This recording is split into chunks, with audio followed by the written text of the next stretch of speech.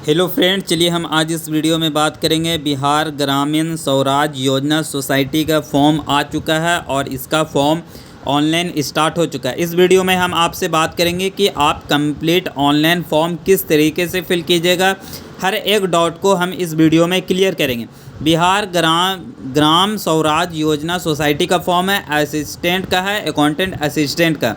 इसका जो start date है, इंपॉर्टेंट डेट्स वगैरह यहाँ पर है। 10 तारीख से आपका फॉर्म स्टार्ट हो चुका है और इसका जो लास्ट डेट है वो 9 जून 2024 रहेगा। आप इससे पहले फॉर्म को फिल कर लीजिए, ज़्यादा बेहतर रहेगा। लास्ट डेट का इंतज़ार ना कीजिए। चलिए, आपको इस वेबसाइट का लिंक हम इस वीडियो के डिस्क्रिप्शन में दे देंगे, आप वहां से डायरेक्ट इस वेबसाइट पे जा सकते हैं। चलिए, हम इसके नोटिस के बारे में बात करेंगे। ये 3 पेज का नोटिस है। किस कैटेगरी में कितना सीट है। अगर आपको इसका PDF चाहिए तो हमारे व्हाट्सएप ग्रुप में ऐड हो सकते हैं। हर एक नोटिस का PDF हमारे व्हाट्सएप ग्रुप में आपको मिलता रहेगा। जो भी फॉर्म आए, कहीं भी कोई भी स्टेट का UPSC हो, BPSC, JPSC, कोई का भी इन्फॉर्म नोटिस आता है, हम व्हाट्सएप ग्रुप में आपको इन्फॉर्म कर देते हैं और वहाँ हर एक अपडेट आपको मिलता रहेगा। अगर आप इस चैनल पे न्यू है तो आप इस चैनल को सब्सक्राइब कीजिए और इस वीडियो को लाइक कीजिए। इस वीडियो में आपको कंप्लीट प्रोसेस मिलेगा कि आप किस तरीके से ऑनलाइन कीजिएगा। चलिए, हम वीडियो को स्टार्ट करते हैं और हम ऊपर में आपका लिखा हुआ लॉगिन, अगर आपने रजिस्ट्रेशन कर लिया तो लॉगिन कीजिए। अगर आप न्यू कैंडिडेट है तो कैंडिडेट रजिस्ट्रेशन वाले सेक्शन पे आपको क्लिक कीजिए। यहाँ पे आपको न्यू यूज़र के लिए है। जो भी न्यू यूज़र है, सबसे पहले आपको रजिस्ट्रेशन करना पड़ेगा। ये आपका फर्स्ट स्टेप है।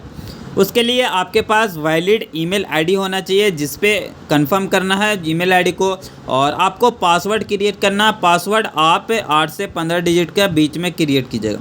उसके बाद एक्टिव मोबाइल नंबर आपको इंटर करना है। जो भी ईमेल आईडी और आपने मोबाइल नंबर इंटर कीजिएगा, उसको वेरीफाई कीजिए और रजिस्टर पे आपको क्लिक करना है। चलिए, फ़िलहाल हम ये सब को इंटर कर लेते हैं और रजिस्ट्रेशन वाले सेक्शन पे क्लिक करेंगे। अगर आपका ईमेल आईडी वेरीफाई नहीं होगा तो उस पर OTP नहीं जाएगा। इसलिए जैसे ही आप रजिस्टर पे क्लिक कीजिएगा तो आपका ईमेल आईडी और मोबाइल नंबर में OTP जाएगा। उसको लिख के आपको वेरीफाई करना पड़ेगा। चलिए, हमारा पूरा डिटेल्स फिल हो चुका है और हम उसके बाद रजिस्ट्रेशन पर क्लिक करेंगे। रजिस्टर पे आपको क्लिक करना है। देखिए, यहाँ पर हमारा OTP चला गया है। ईमेल में भी जा सकता है आपका और नॉर्मल SMS में भी जा सकता है। इसलिए कहीं का भी OTP लिखिए और आपको वैलिड पे क्लिक करना, वेरीफाई करना इस OTP को। यहाँ पर स्पैम में भी जा सकता है आपका ईमेल का स्पैम में। चलिए, फ़िलहाल हमारा नॉर्मल SMS में आ चुका है और वैलिडेट पे क्लिक करेंगे। यहाँ पर हमारा रजिस्ट्रेशन कंप्लीट हो चुका। फॉर्म फिल करने के लिए स्टार्ट व्यू एप्लीकेशन वाले सेक्शन पे आपको क्लिक करना पड़ेगा। जैसे इस पर क्लिक कीजिएगा, यहाँ पर आपको गाइडलाइन बताया जा रहा है कि आप फॉर्म किस तरीके से फिल कीजिएगा। आप एक बार रीड कर सकते हैं और आई कंफर्म पे क्लिक कीजिए और कंटिन्यू वाले सेक्शन पे आपको क्लिक करना पड़ेगा। यहाँ पर सेलेक्ट पोस्ट, यानी कौन सा पोस्ट के लिए आप अप्लाई कीजिएगा। यहाँ पर अकाउंटेंट का एक ही अकाउंटेंट असिस्टेंट का एक फॉर्म है, तो आप इसी फॉर्म के लिए अप्लाई कर रहे होंगे। यहाँ पर पेंडिंग वगैरह कुछ लिख रहा होगा, उसे आपको ध्यान नहीं रखना।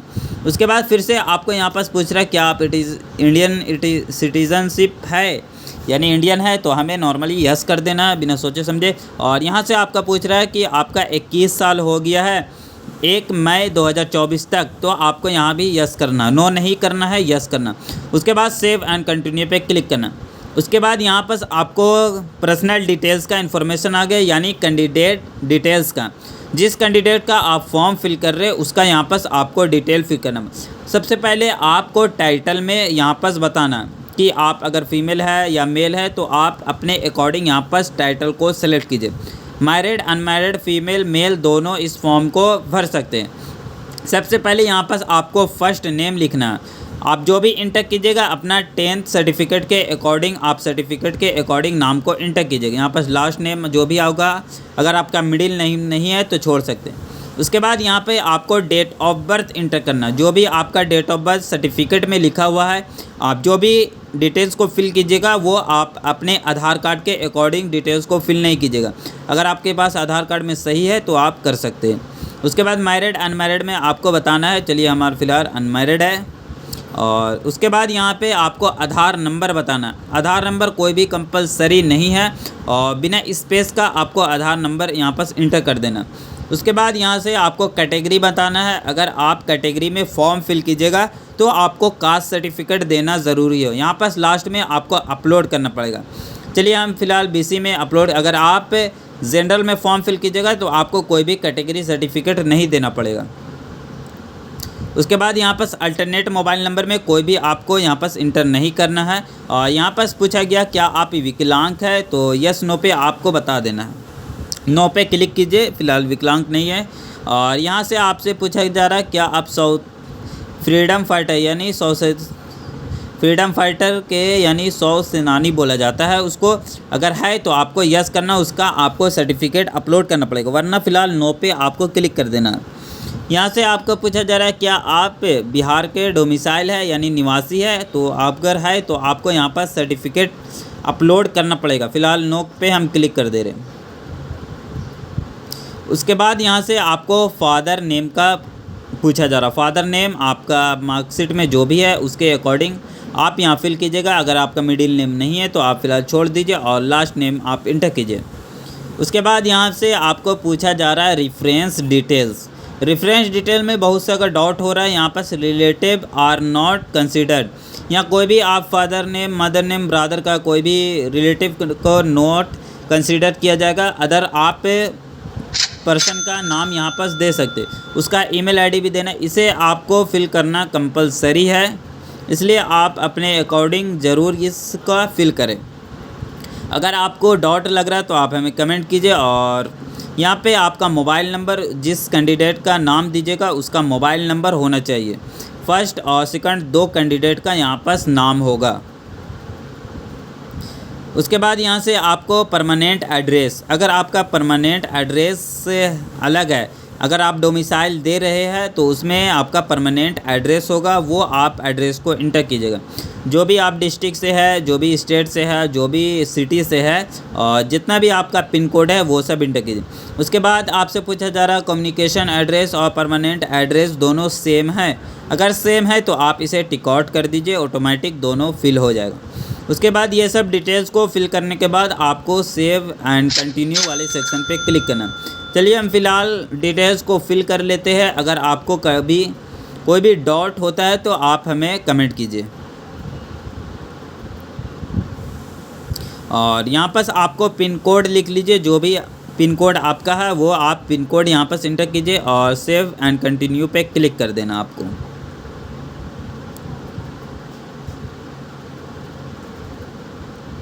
यहाँ से आपका डिटेल्स फिल हो चुका है और नेक्स्ट स्टेप देखने के लिए आपको ऊपर स्क्रॉल करना पड़ेगा। ऊपर जब स्क्रॉल कीजिएगा ये आप डायरेक्ट नीचे आ जाइएगा ऑटोमेटिक। यहाँ से आपको अब एजुकेशन डिटेल्स मांगा जा रहा 5 स्टार, यहाँ पर पेंडिंग लिख रहा है तो इसे आपको कोई भी ध्यान नहीं देना है, ये सबका इशू है। उसके बाद अगर आपके पास ग्रेजुएशन है तो ग्रेजुएशन कीजिए, अगर आपके पास PG है तो PG कर सकते हैं, MCOM और BCOM।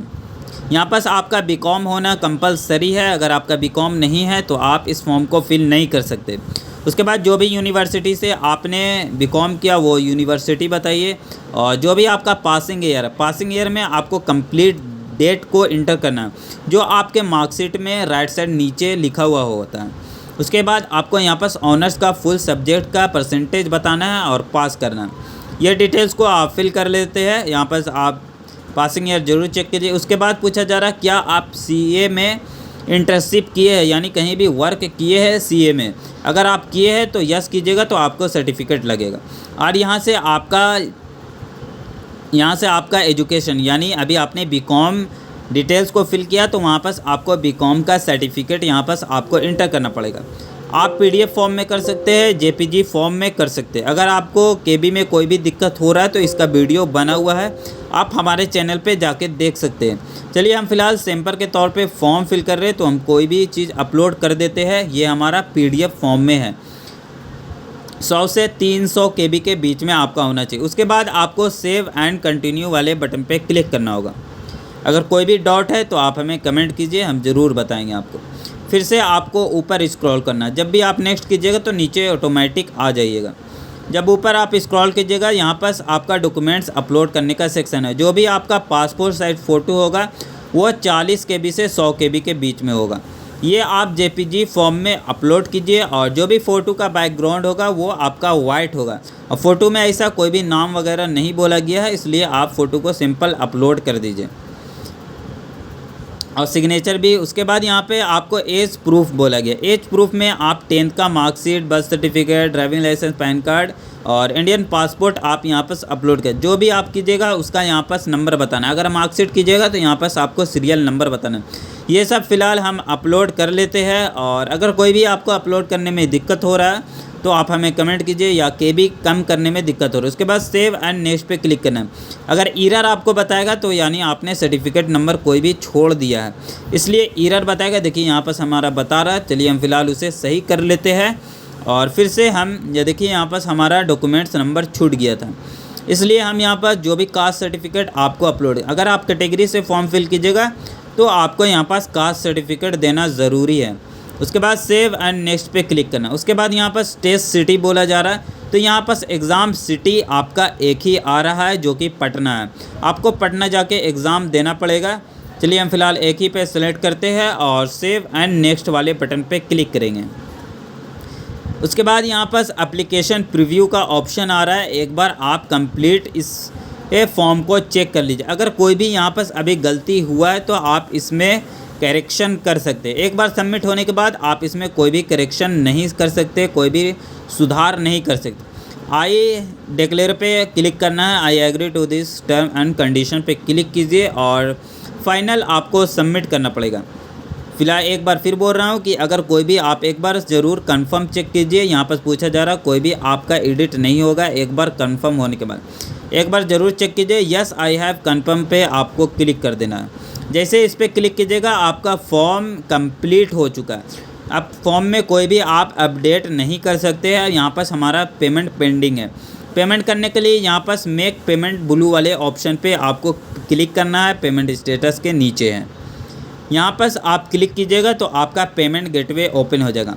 या लास्ट स्टेप आपका पेमेंट है। आप debit card, credit card, net banking और फ़ोनपे किसी से भी आप पेमेंट कर सकते हैं। ये आपका वीडियो लास्ट हो चुका है। पेमेंट आपका 500 लग रहा है। अगर आप न्यू हैं तो इस चैनल को सब्सक्राइब कीजिए और नेक्स्ट वीडियो में हम बात करेंगे कि आप पेमेंट किस तरीके से कीजिएगा।